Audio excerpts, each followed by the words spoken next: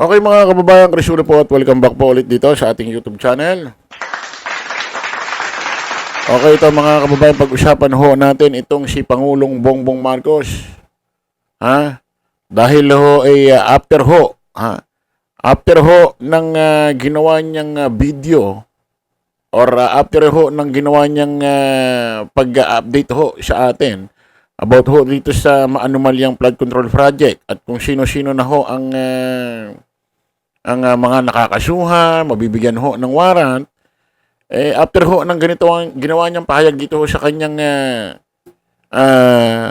Facebook account, ilang minuto lamang ang nakalipas, ito hong si Sara Diskaya, o magkasama ho yata silang mag-asawa, kasi ho itong kanyang mister, nakadetain ho sa Senate. Ito naman hong si Sara Diskaya, ay nandun na ho sa opisina ho ng NBI na kung saan kahit wala pa ho ng warrant of arrest siya nung nakaraan, kusa na hong sumuko. Pero hindi pa ho siya pwede ilagay sa kulungan mismo, detain, kasi babasaan pa ho siya. So ando doon lang muna ho siya sa mga kwarto ng National Bureau of Investigation habang hinihintay ho yung warrant of arrest. Ito na nga, naganap na ho ngayong gabi after ho ng ginawang video ni Pangulong Bongbong sa kanyang Facebook page or Facebook account. Ilang minuto lamang ho ay lumabas na ho ang warrant of arrest ni Sara Diskaya. Binasahan na ho siya ng National Bureau of Investigation at diretso kalaboso na. Yun na yung na salita. Diretsahan. I-detain na ho. Siyempre, imamagshot yan. At magpapiano yung fingerprint. Pakinggan muna natin itong si Pangulong Bongbong Marcos bago ho naganap yung arestuhan na yan. Sa inyo lahat, meron lang po akong update tungkol sa iba't ibang kaso tungkol sa flood control na mga problema sa mga iba't ibang kontrata. Ipapaabot ko po sa inyo na ang 96.5 million na Ghost Flood Project sa Davao Occidental, naglabas na ng warrant of arrest ang korte laban sa 10 pangunahing sangkot dito sa anomalyang ito. Ang mga akusado ay nahaharap sa kasong graft at malversation. Ito pong mga kasong ito, hindi po bailable ito. Hindi pwedeng bayaran ang kanilang para sila'y makalabas sa kulungan. Kabilang na po rito si Sara Diskaya, na sa kasalukuyan ay nasa kustodiya ng NBI. Bukod dito, may 8 opisyal pa ng DPWH ang nagpahayag na kagustuhan nilang sumuko. Ito po ay patuloy namin ang gagawin at simula. Meron ho ba kayong napansin? Meron ho ba kayong napansin sa ginawang pahayag ho ni Pangulong Bongbong Marcos? Ulitin ho natin ulitin natin. Meron siyang binanggit ngayon sa huli, may 8 daw na gustong kusang sumuko. Kusang sumuko. Mga taga DPWH. Pero wala pa yatang warrant ito. Sino kayong tinutukoy ni Pangulong Bongbong? Kasi 10 raw lumabas na warrant Pakinggan nga natin kung tama yung pagkakaintindi natin. Kabayan, magandang araw po sa inyo lahat. Meron lang po akong update tungkol sa iba't ibang kaso tungkol sa flood control na mga problema sa mga iba't ibang kontrata. Ipapaabot ko po sa inyo na ang 96.5 million na Ghost Flood Project sa Davao Occidental, naglabas na ng warrant of arrest ang korte laban sa 10 pangunahing sangkot dito sa anomalyang ito. Ang mga 10 raw. Walang binabanggit na pangalan 10. So, isa doon si Sara Diskaya. Kasama yata yung asawa niya. Pakinggan ulit natin. Akusado ay nahaharap sa kasong graft at malversation. Ito pong mga kasong ito, hindi po bailable ito. Hindi pwedeng bayaran ang kanilang para sila'y makalabas sa kulungan. Kabilang na po rito si Sara Diskaya, na sa kasalukuyan ay nasa kustodiya ng NBI. Bukod dito, may 8 opisyal pa ng DPWH ang nagpahayag na kagustuhan nilang sumuko. Ito po Oh, hindi lang natin alam kung yung 8 na ito, excuse me, kung yung 8 sinasabi ni Pangulong Bongbong Marcos, kusang gustong sumuko, taga DPWH, kung yun yung sinasabi niyang kasama dun sa 10 na nilabasan na ho ng warrant of arrest. Naiisip ko, mga senador na eh. Kasama dun sa 8 eh. Hindi ko lang sure kasi nung pumapasok sa utak ko, kasi may taga DPWH daw na gustong sumuko. Itong si Sara Diskaya, taga kumbaga kontratista. Wala pa yung warrant of arrest na nakaraan, pero sumuko na.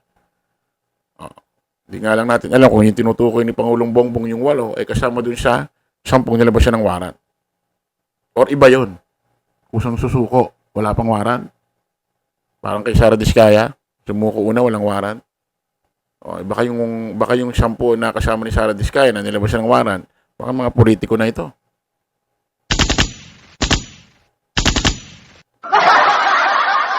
Nung pumapasok sa utak ko titignan natin, mga kababayan, hanggang bukas. Tuloy natin. ay patuloy namin ang gagawin at simula lang po ito at patuloy namin imbestigahan at kakasuhan lahat po ng may kinalaman sa mga iskandalo na nakikita natin sa mga flood control project. At titiyakin po natin na hindi lamang sila ay makakasuhan kundi maibalik ang pera ng ating mga binayad ng ating mga kababayan ay ibalik sa kaba ng ating bansa. At maraming salamat po at magandang araw. Ayan, mga kababayan, after ho niyan, ay bigla na lang ho nagka-breaking news. Na kung saan, itong si Sara Diskaya ay binabasahan at binabasahan na ho ng mga tauhan ho ng National Bureau of Investigation. Siyempre, after basahan yan, papiano, yung fingerprint, mugshot, dadalhin na ho siya kanyang huling antungan. Sa kanyang kulungan. Saan siya i-detain. Naiisip ko rito, naaalala ko, mga kababayan, yung mga anak niya ho na may symptoms. Meron hong kapansanan, special child ho yung mga anak niya, 3. Lahat ho yun merong ADHD. Ang hirap po nun, lahat. Paano kaya yun? Marami nga nagsasabi, may mga pera naman si Diskaya. Hindi lang ho pera ang nararapat sa ganun pag may anak ho. Kasi, kaya ako nasasabi yan, may anak nga ho akong special child. Parang sa anak ho ni Sara Diskaya, hindi ho sapat ang pera. Kasi kahit may pera ka, kung hindi mapagkakatiwalaan, yung magbabantay dyan, kahit kaanak mo pa yan, baka pwedeng masaktan niya. Dahil may mga behavior ho ito. Baka mga mag-aalaga ho dyan, kulang ho sa pasensya. Kaya talagang yung mga ganyan, hindi ho pinapaalagaan sa iba. Magulang talaga ang nag-aalaga dyan, nagsasakripisyo. Kung meron mang kunin tauhan, katulong nila. Pero yung magulang hindi mawawala. Lalabas dito, kung makukulong na talaga silang mag-asawa, iba na mag-aalaga doon. So, kawawa talaga. Talagang isipin ito. Pagdating sa ganun, naawa talaga ako sa kanya, kay Sara Diskaya. Kaso, ginawa mo yan, ma'am. Sana naisip mo yan dati na hindi ka dapat gumawa ng mga ganyan. Dahil baka balang araw, baka magkahiwalay kayo ng mga anak mo na may mga sintomas ng ADHD. So, kawawa, mga kababayan. Kawawa ho yung anak niya. Ito na ho siya. Ayan, si Sara Diskaya.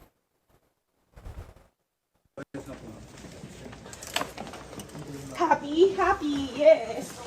Ma'am, sandali lang po. Yun. Nari doon. May video ho kinukunan siya ng cellphone ng mga reporter happy, yes. Hindi na lang ano na to, wala na to, depressed na ito. Wala na sa hulog ito. Ha? Wala na to.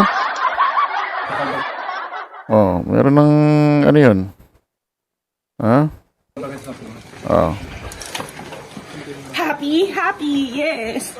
Ma'am, sandali lang po. Sandali lang po, ma'am. Yan na nga.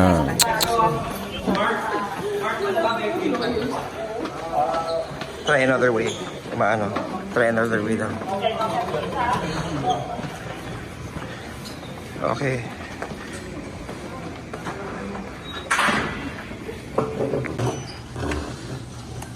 Hmm.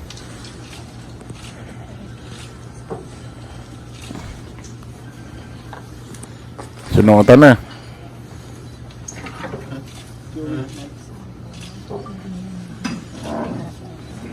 Examine first. Examine first. Na-examinin kung medical o ano, na walang nanakit sa kanya, ganyan ganito. Kapalbagat na po. Happy, happy, yes. Ma'am, sandali lang po. Sandali lang po, ma'am.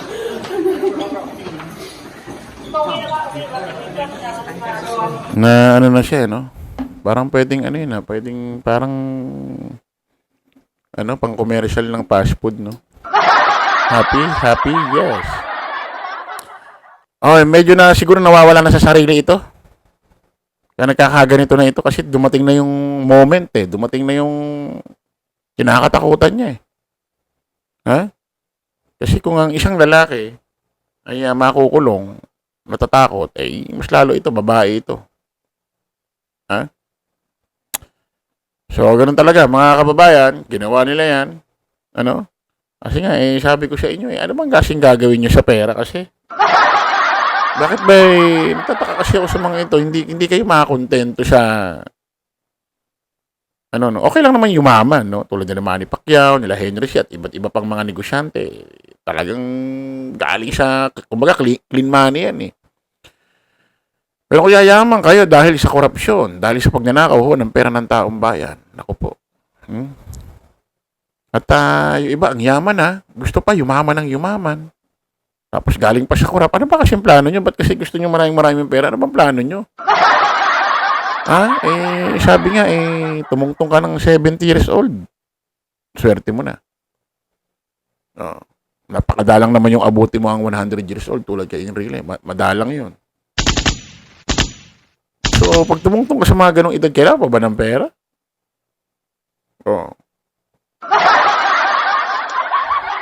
Yan, napapasama tuloy kayo. Sobrang ibig nyo sa pera. Okay mga kababang, kita-kita ulit tayo sa panibagong vlog. Bye-bye po.